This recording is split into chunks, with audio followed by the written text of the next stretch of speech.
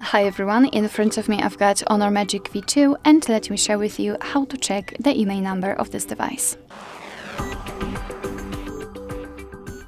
So I'd like to show you two different ways of checking the IMEI numbers. The first one requires entering the secret code. So let's open the dialer and enter the code, which is *#06#. And as you can see, thanks to this code, we are provided with both IMEI numbers of this device. So let's tap on OK and let me show you another way through the settings, which is a little bit longer, however still useful, because if for some reason the secret code won't work or you will forget about it, you can still check it with the usage of the settings. So let's tap on them, and here we have to scroll down to the very bottom to find About Phone. Now, fortunately, we do not have to enter any other sections. Here we've got both IMEI numbers of this device.